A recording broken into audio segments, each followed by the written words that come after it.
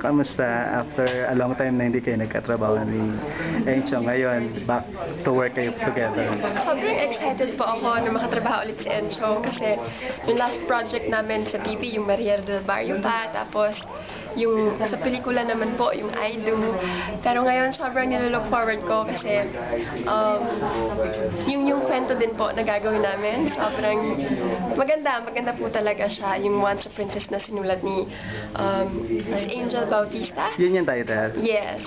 Tell us something about that film. Yung Once a Princess po, story siya ng isang 17-year-old girl na mayaman, talagang buhay prinsesa. Tapos, na-meet niya yung si Leonard na geek.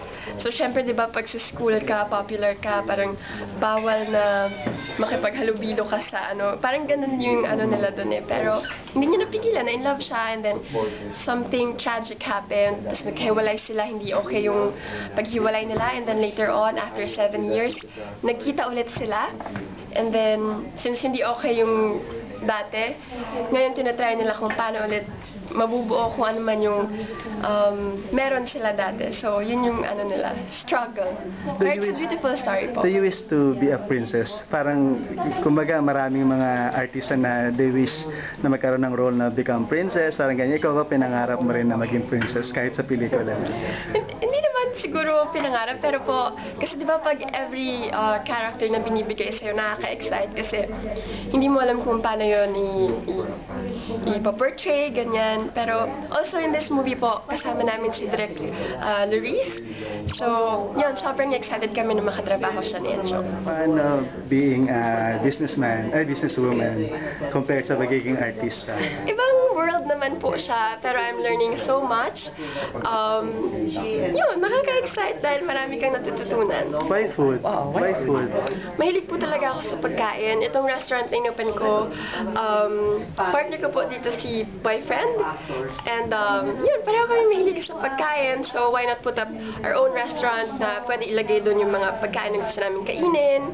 Ganon, it's fusion. Kung ano different cuisines. Are you there personally parang maggawa ng menu? Yes. Sa lahat ng decisions, kasama kami together nagde-decide. Also yung mga chefs na kasama namin sa restaurant. Is it an advantage na non-showbiz yung boyfriend? Kasi kumbaga talaga nagtagal kayo, di ba? Parang walang intriga. May advantage 3 years na. Siguro advantage. Pero siguro naman kahit basta tahimik lang yung relationship ninyo between the two of you lang. Hindi yung maraming nakakaalam. Parang gano'n. But it's not a secret naman po. Like, we go out naman, like, to eat out, ganyan. Hindi naman po nagtatago.